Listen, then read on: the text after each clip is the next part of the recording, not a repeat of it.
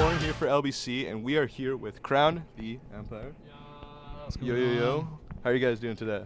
Doing well, man. How about you? Oh, I'm doing pretty good, you know? Yeah, we just chicken and sushi just now. Yeah, we just had some Japanese food. Yeah, some good food. Little Canadian sushi. Japanese food in Canada, A+. Yeah.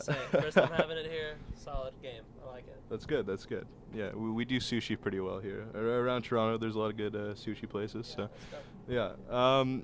How does it feel to be in Toronto tonight, you know, kind of chilling in Canada? Oh, so one Canada date on this tour. Yep. Seems like a lot of U.S. tours are kind of skipping it just to kind of avoid the border kind of shenanigans, I guess, or the hassle of the border. But we always love to come out and see our Canadian fans, even if it's just East Coast on this run. But it's cool to be here tonight. Yeah, I can't wait to play and headline. It's going to be a good show. Yeah, it is. And so Retrograde out this year. And it's kind of a big step in a new direction for you guys. And in my opinion, a cool and a new direction that, you know, I wasn't exactly expecting, but I think it's going to show some promise of things to come. And, you know, the music's really great. With this new kind of, you know, 60s space aesthetic with the band and the whole feel, you know, what made you guys want to go with that whole feel instead of, you know, the older, more theatrical kind of concept idea, I guess? I mean, it still has some sort of a theatrical, influence. Yeah. We talked about, on the Resistance for the influence to be post-apocalyptic movies like Elysium and different mediums outside of music as influences.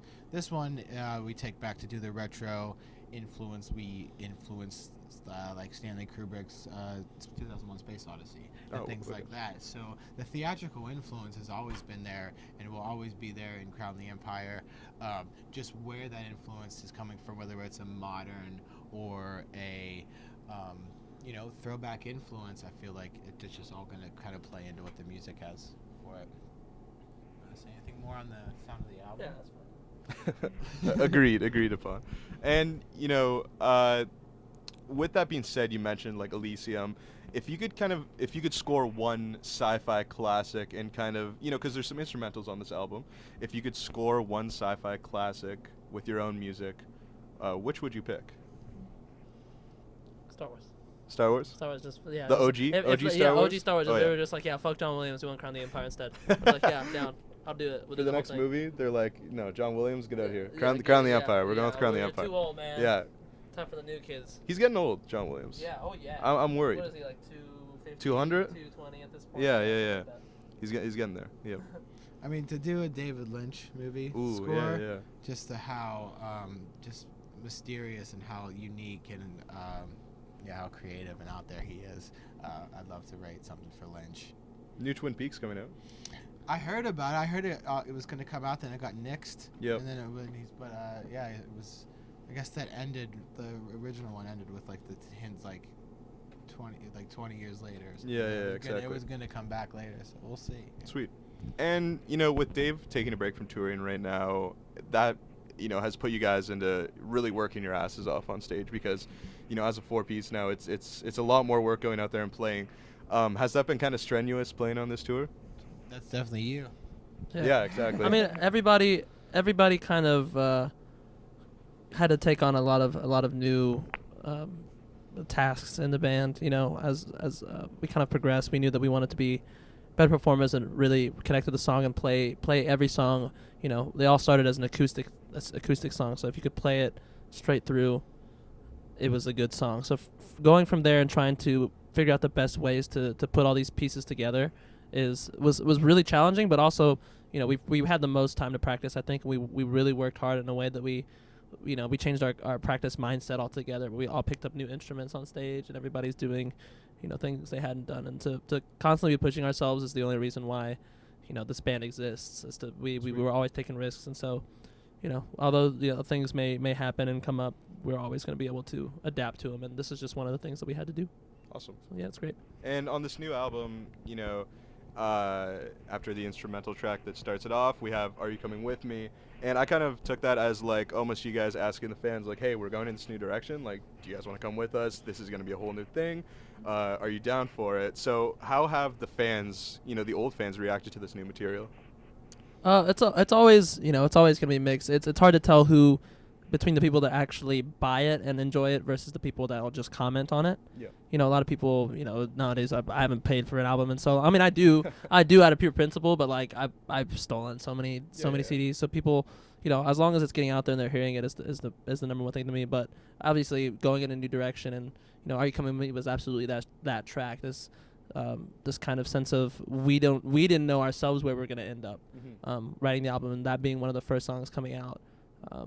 You know, I think it really stuck with the fans, and being pretty well received so far.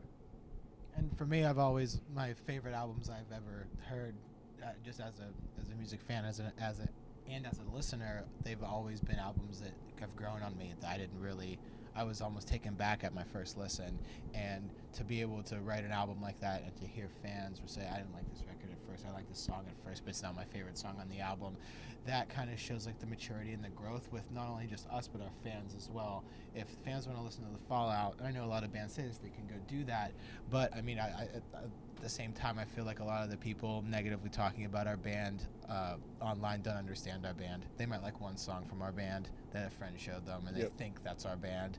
But just because we played into the last 5 years of certain genres and things like that, and we did have heavy songs when we were younger, and we had the stuff to say that it needed to be conveyed with a heavy song. So now the maturity and where the band is, I feel like our fans are going to come with us in that, and it's exactly how you said what that song ties into, is bringing those fans that have the like-mindedness that we do, and have that, they want that kind of thing from a band, and they follow with us. If you want to go more in the heavy direction, this is where you break off, and you maybe listen to some other bands that can kind of offer that for you. Sweet, definitely.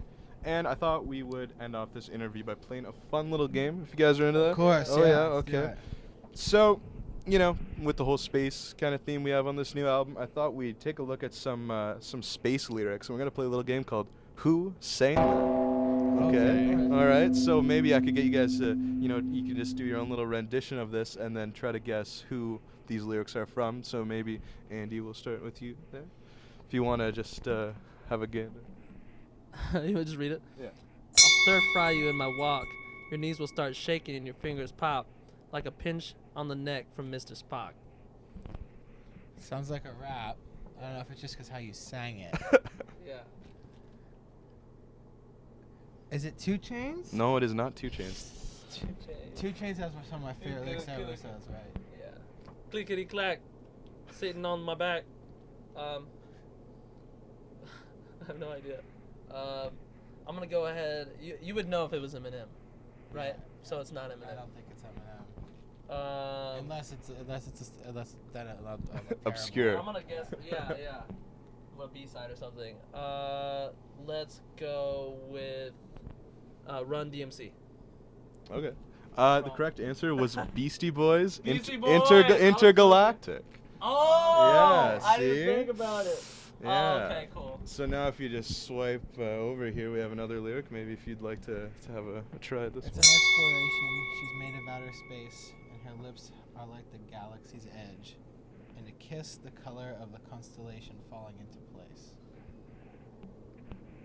No clue. I was hoping for like a David Bowie one. That's too easy though, you know. Yeah, You gotta. No idea. No idea. No. That's Arctic Monkeys, Arabella. Okay. Oh. Okay. Oh, I know that one. Yeah, Fuck. yeah. They're all songs I know too. Okay, that's fine. Is there another one? Oh yeah, Another we one. got. Another one. Let's try this one. Okay. 0 for 3 right now. I got dirty mind. I got filthy ways. I'm gonna try to bathe my ape in your Milky Way. It's Kanye. That is Kanye. Yeah, Yeah.